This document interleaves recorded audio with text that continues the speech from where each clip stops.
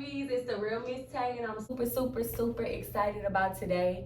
We have a segment coming on YouTube. It's called HairTalkTv. I'm super excited. We're going to be bridging the gap between clients and hairstylists, having exclusive interviews with some of your best hairstylists. I'm super excited to bring this to y'all. Before we get started, I want y'all to please subscribe to our YouTube channel. Hit the button right here. Like, share this video to your timeline, and let's get ready to get this community on the road. All right, y'all, so we're going to introduce a wonderful guest today. This is a wonderful person. I met her years ago through a mutual friend. When I walked in, she was doing hair, y'all. I caught her doing hair when I walked in and met her. She's a licensed cosmetologist since 2016, providing high-quality services, natural hair and weaving services. Located here in the Galveston County area, she's a mini salon owner and has over 2,000 followers on Instagram. She's currently and consistently pushing her brand, growing her brand around natural hair, and being the best hairstylist that she possibly can. Y'all welcome Nijiah the Stylist. I'm so excited, y'all. This is the first interview. She gave me the chance to interview her, so I'm so happy and ready to get started with these questions. Right now, these are just preloaded questions that I have. I want y'all to put questions in the comments for us to ask these stylists. Let's get these conversations going. So, Miss Nijiah, girl, go ahead and tell us about yourself. Just tell us like who you are, your accomplishments, what got you started in the hair industry, things like that. Okay, well, I'm Nijiah. Nijiah the Stylist. I'm 25. I started doing hair because my mom used to do hair and she kind of BS'd me on a hairstyle. So I wanted to sew in. This is like when celebrities first started wearing them or whatever. And I asked my mom to do me a sew in, and she basically took all day. She was going grocery shop. She was doing everything but my hair. So I eventually just got on YouTube, watched the video, got in the restroom, started doing my hair, went to school. I think I was in like 8th grade. And shoot, everybody seen my hair. I started doing the students' hair, went from the students, started doing the teachers' hair, and I've been doing hair. Been doing hair since. Okay, woo, okay. So when you was in, what is this, middle school, 8th grade, were you charging at that time?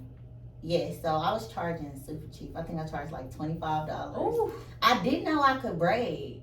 So I never tried to braid. I just used to tell them, I can't braid, so y'all have to come with y'all hair already braided. And then I had a friend who, she couldn't find nobody to braid her hair one day, and she was like, you're going to just have to do it. Like, I'm going to just have to take whatever braids you give me. And I braided her hair, and she was like, who told you couldn't braid? And I was just like, I don't know, I never tried, I guess. And went from there. I'm not gonna lie, $25, I'll braid my hair, wash it, dry, whatever you need. Well, back then, sew-ins were cheap. They were probably like $65. I wasn't licensed, I was in middle school, so $25, $50, that was like some money to me. I was only like 12, 13. That's what I'm talking about, young hustler. So when you got started, did you see yourself going through like milestones, any accomplishments you made since that time, or 2016 from when you were licensed? Did anything change between that time? Of course. My work, of course. Looking back at my own work, I'd be like, Jesus Christ. And I mean, still like, I think I get better like every day. I look at like months old work, and then I look at like today's work and be like, okay, you know, I'm getting a little better. I'm still kind of challenging the lace thing because I'm really more of like a hair health person. Yeah, I see. And then it's kind of hard to like be 100% healthy and then working with the glue, and then I have some people with the low hairline, so it's impossible not to get glue on the hair. Yeah, that's important. Just the plucking and all that stuff. So I'm still learning like in that area, but I'm definitely getting better because I looked at my old pictures and well, I will say I appreciate that we still have natural hairstylists around because everybody switched to wigging it up, which is fine. But we do still need like natural hairstylists. Well, I to help just us started out. being like the natural hairstylist type stylist. When I first started off, I didn't like real hair. So what were you doing? Like my clients used to beg me, can you give me a roller wrap? Can you trim my hair? No. Okay. And so I started going to Paul Mitchell, and they're like a school that cares about their name. So they're not gonna, their goal is not to send you to they call us future professional. Their goal is not to send you to a future professional that can't achieve what you're asking for. Okay. So of course, when they see black people come in that have natural hair or hair similar to mine, they're gonna send them to me because they figure, well, you know what she's the one to know how to do it, and we want them to like their hair. So originally I went to Paul Mitchell, of course, because I wanted to learn, the color, the highlights. I was going more towards a white audience, like that's who I wanted my clientele to be. But after being at Paul Mitchell and they kind of like slamming me with silk presses, slamming me with roller wrap, slamming me with perm rods, slamming me with stuff that natural people wanted, I kind of learned how to tame it, and I started to like it. And then I started seeing like results in my clients' hair, like it growing or just different results as far as natural hair that you grew a love for. Exactly. So then I started liking it. I'm kind of starting to like it more than weed now. But yeah, at first. Well, you answered my first question. That was gonna be, how long have you been working with natural hair? So it hasn't been since 2016. No. It's maybe been about a year. Well, y'all, if y'all go follow her page and you see her silk presses and dealing with natural hair, you would think she's been doing this for years. So we'll drop her Instagram page, website, all of that in the video, and I'll also drop it in my link below. So we're coming into the fall, and a lot of people do like to go ahead and take care of their natural hair when it's cooler for some reason, or they like to braid it up, put the wigs on. My question to you would be, what tips would you give your clients before and after if they're coming to get a silk press? Before a silk press, I would just say examine your hair. Just have realistic expectations. Like, you can't be someone that has been natural for most of your life, feeding your hair moisture, and then expect to come and get a silk press and it lasts like forever. It's no chemicals, it's literally products and heat. So unless you plan on heat damaging your hair or stripping your curl permanently, it's not gonna last you forever or probably not even a week, because your hair, we have to strip that moisture from your hair. It has to be trained. Just like if you start wrapping your hair when you first start, it's not gonna just wrap. You have to keep wrapping it until your hair realizes that that's what it's supposed to be doing. So you have to train it for it to start lasting. And I would just say, after you get a silk press, try to stay away from water. Try not to add more heat to your hair, because after you come and get it silk pressed and then you go home and you're adding extra heat, you'll try to blame it on the stylist like they heat damaged your hair, but really it was probably you in the process of trying to keep your hair straight because you feel like it's not lasting or whatever. I just say, examine your hair, have realistic expectations, and just be willing to put the work into your hair, not just try to come and get it done at one time and think you good to go. Exactly. Like, you have to maintain your hair over and over again. It's like a regimen. Yeah, and then you said something important when they go home and, well, I've done it too. You go home and you constantly bumping your hair. What I noticed is the flat irons and curling irons, they hold oil as well. Especially if you don't clean them off, stuff like that. So that's important. Right, yeah. So you putting that oil on your hair, burning it. Exactly. So that's a good insight right there. I'm glad you shared that, because a lot of people are, I'm not gonna say blaming the stylist, but they don't have the education on what it is to take care of your hair when you're applying heat to it. Heat is a dangerous thing. It really just is. When it's dealing with the curls, any type of texture that you have. Silk presses so often either, because we being realistic, it's heat. So your curls are gonna alter, period, if you keep putting heat on your hair, whether I do it and I'm professional or you do it and you're not. It's just not something you're supposed to do every day or every week. I would say stretch it out so that you can give your hair time to fluctuate between the curls and the straight. Exactly. Just not try to wear it straight over and over again and then be mad that your curls are looser now because Yeah. But yeah, okay. So I'm so glad that you shared that. I hope that people listen to that and they take action after that, when especially coming up into these fall months, because I know that's when the pressure gonna come with silk presses.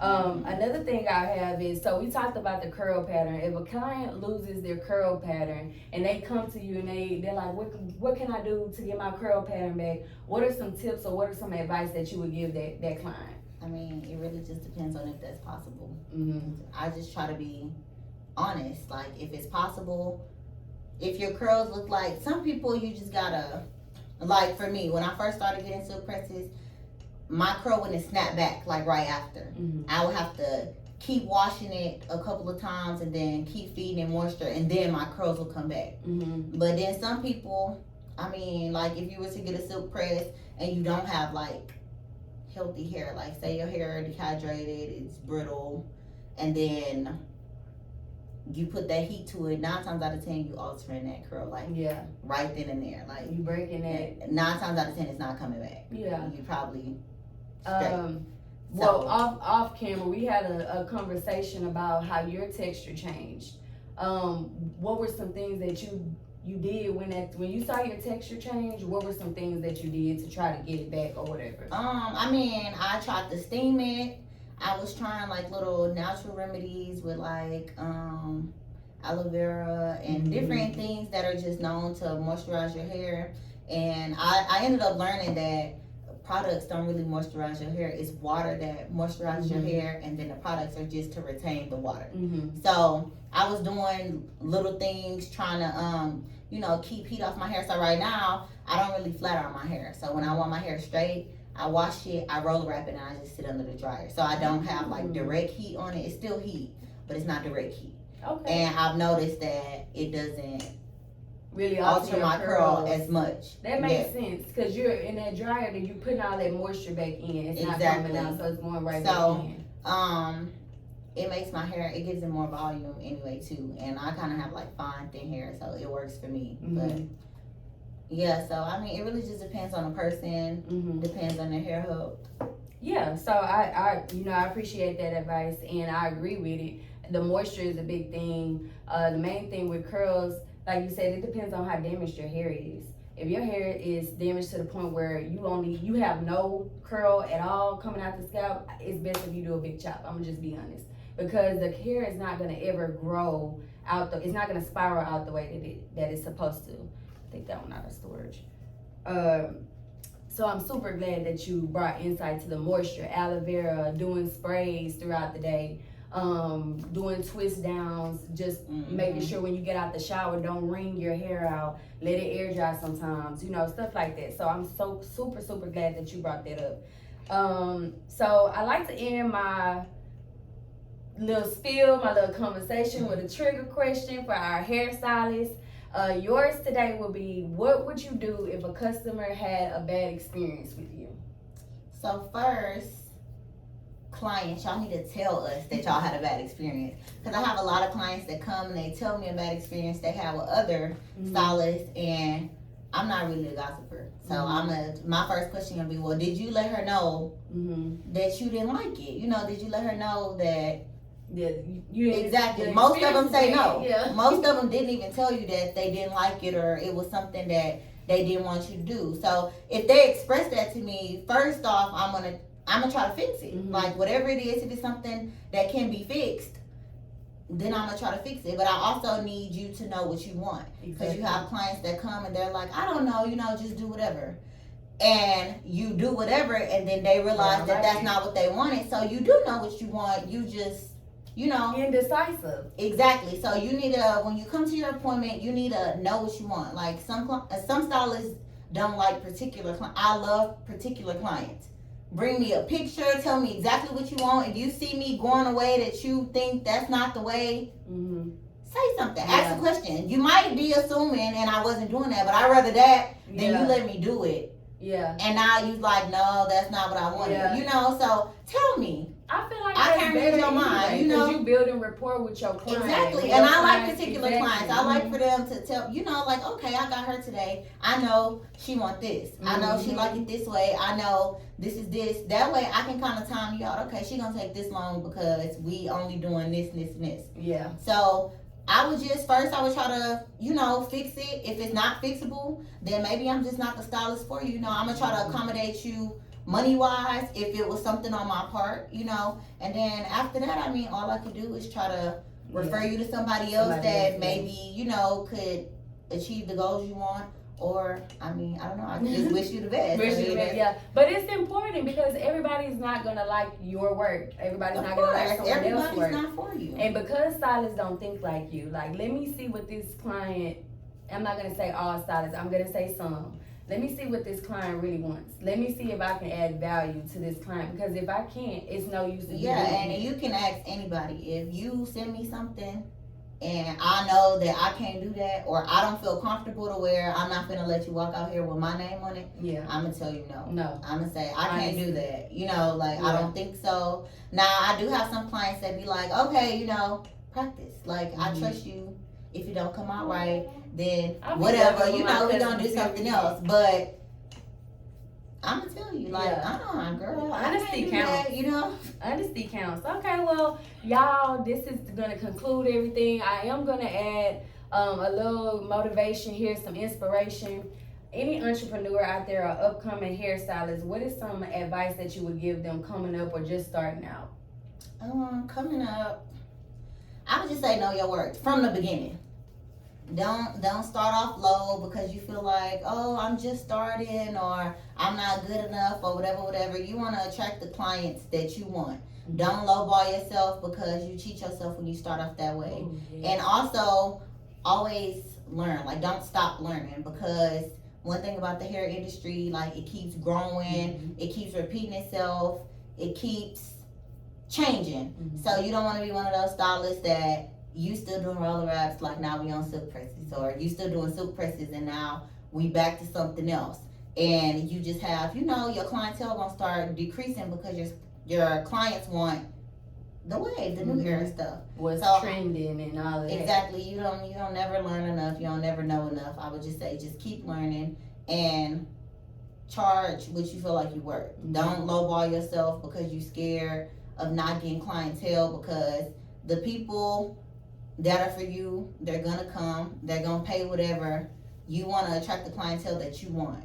And every client is not for you. Don't be upset if this client wasn't for you. Every client is not for you. It's okay. It's a lot of stylists. Let them go to somebody else. Yeah. And that's good, because everybody is always saying, oh, it's too many hairstylists, it's too many this. Okay, well, get in where you fit in. Exactly. Get in where you fit in. They have clients that, they have stylists that are good at everything. Then they got stylists that are good at certain things. Like, I'm a stylist, I'm not a braider. Yeah. I don't box spray. I don't retwist dreads. That's not my specialty. I'm not good at Carpal tunnel. Exactly. But they have stylists that are good at that. Then they got stylists that can braid, but they can't style. Like, I just feel like it's what you are, what your specialty is. Exactly. And that's where you need to sit at. Just be okay with perfecting the things that you're good at. Don't be afraid to learn new things. You might find out you're good at something else. But be honest. If you can't do it, say you can't do it. I promise you would rather them know you can't do it at the beginning than you take that money and talking about what I asked for versus tarnish what your name at the end. Exactly. So that's the only thing I would say. I had to learn the hard way. Not as far as the honest part. I've always been honest, but as far as like charging what I feel like I'm worth, or just being scared to like step out into new things, or I just found myself like not growing because trusting yourself. Exactly. So being a stylist is definitely like a confidence thing, but yeah, okay. Well, hey, we got some great advice today, y'all. So I'm actually gonna send you with a package from the store today. It is hair growth oil, leave-in conditioner milk, and it's also anti-itch. If you want to use it, it is for natural hair. Any questions you may have, please just let me know. I also want to share with my Taebiesssss your Instagram platform name, Facebook. Give them your information to reach you if they ever want to book you or follow your experience. Okay. Is Nijiah the Stylist. My booking link is in my bio in there. It's too long for me to say. And my Facebook is my real name. It's Nijiah Filer. And it's spelled Nijiahfile. And I'll put everything on, as we're reading, I'll put everything on the screen. It'll also be in my bio at the bottom of this video. So look for that information. Please follow her. Please, please, please follow her. It's Nijiah the Stylist. As y'all know, this is the real Miss Tay. This is Hair Talk TV. Leave your comments, like this video, share this video to your timeline. I need y'all's feedback so that we can start bringing more purpose to our community and bridging the gap between stylists and clients. As y'all know, I love you, love you, love you. All right, Taebiesssss, so this is the real Miss Tay. I love y'all so much and see y'all later.